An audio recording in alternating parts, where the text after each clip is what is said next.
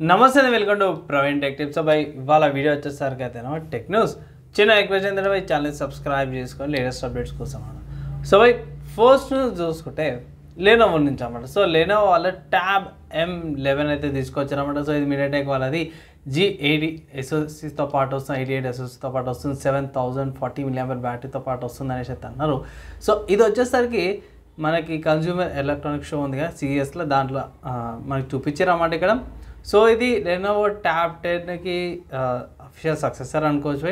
And ఇక్కడ main ఏంటంటే ఇది 30 MP రియర్ కెమెరాతో పాటు వస్తుంది, 8 MP సెల్ఫీ కెమెరాతో పాటు వస్తుంది. అండ్ కొన్ని కాన్ఫిగరేషన్ చేంజెస్ ఉన్నవి. ఇక్కడ ప్రస్తుతానికి రఫ్గా ప్రైస్ చూసుకుంటే మాత్రం 14,900 వస్తుంది అనమాట. మీకు 4GB RAM 64GB storage events ఉన్నాయన్నారు. 4GB RAM 128GB storage, 8GB RAM 128GB storage ఈవెంట్స్తో పాటు కూడా వస్తుంది అనేసి అయితే అఫీషియల్ కన్ఫర్మ్ చేసి 11 inches ట్యాబ్లెట్ అనమాట ఇది. సో అఫీషియల్గా మనకి ఇండియాకి వచ్చినాక సపరేట్ ఇంకో వీడియో అయితే చేస్తాను. నెక్స్ట్ న్యూస్ చూసుకుంటే ఫ్లిప్కార్ట్ నుంచి అన్నమాట. సో ఫ్లిప్కార్ట్ వాళ్ళు అయితే రిపబ్లిక్ డే సేల్ అయితే తీసుకొచ్చారు. 14th to 19th January రోజున అయితే రైట్ టు సేవింగ్ అనేసి అయితే సేల్స్ అయితే తీసుకొచ్చారు. దీంట్లో చాలా మటుకు మీకు ఐఫోన్స్ మీద అండ్ జ్యువెలరీ మీద, టీవీ మీద ఎక్కువ ఆఫర్స్ కనిపిస్తున్నాయి. ఒకవేళ గిట్లా మీరు పర్చేస్ చేసుకోవాలంటే మీకు అవసరమైనవి పర్చేస్ చేసుకోవచ్చు అయితే నేను అడ్వైజ్ చేస్తాను.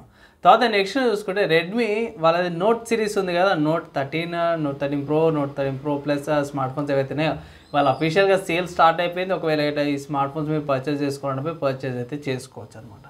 నెక్స్ట్ హార్డ్వేర్ సంబంధించిన న్యూస్ చూసుకుంటే ఇది ఒకటి మంచి అప్డేట్ అనుకోవచ్చు.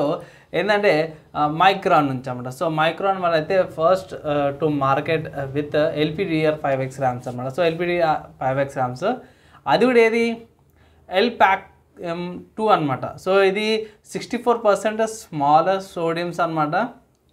సో సింపుల్గా చెప్పుకోవాలంటే ఇది ర్యామ్ అప్గ్రేడ్ చేసుకోవచ్చు అనమాట.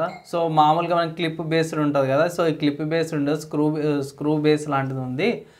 సో చాలా మటుకు మేబీ ఈ LPAC ర్యామ్స్ ఏవైతే ఉన్నాయో లేకపోతే ఇంకోటి LabCam 2 అనేసి అంటారు. సో ఇవి మోస్ట్ ఆఫ్ ద కేసెస్లో హయ్యర్ ఎండ్ లేకపోతే ప్రీమియం గేమింగ్ ల్యాప్టాప్స్ ఉంటాయి, వీటికి మనకి ర్యామ్స్ వస్తాయి. కానీ లోవర్ ఎండ్లో మాత్రం నేనైతే చూసిన అక్కడికి చాలా మటుకు రీసెంట్గా వచ్చిన ఇన్ఫినిక్స్ కానీ లేకపోతే డెల్ కానీ లెనోవో కొన్ని ల్యాప్టాప్స్లో మాత్రం ఫిక్స్డ్ ర్యామ్ అయితే రిలీజ్ చేయడం గమనిస్తున్నాను.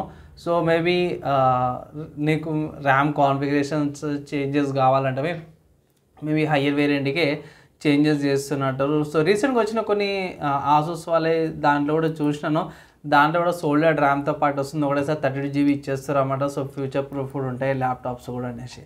అప్గ్రేడేషన్కి అయితే పర్లేదు. సో ఇది కూడా ఒక అనుకోవచ్చు. సో చూద్దాము ఎక్కడ దాకా వెళ్తుంది, ఏం అప్గ్రేడేషన్ చేస్తారు లేకపోతే direct mother board and soldering చేసి ఇచ్చేస్తారు అనేటైతే మనకి అప్కమింగ్ డేస్లో అయితే తెలుస్తుంది అనమాట.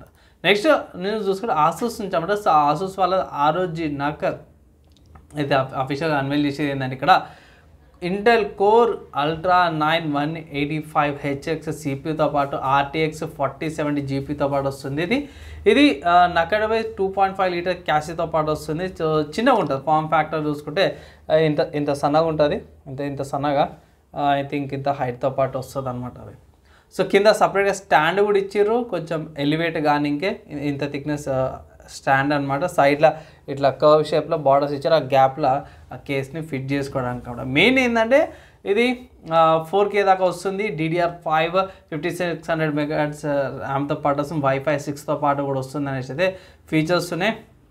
సో ఎవరైతే కాంపాక్ట్ స్పేస్ కావాలనుకుంటారో కాంపాక్ట్ వాళ్ళకి ఇది చాలా బాగుంటుంది.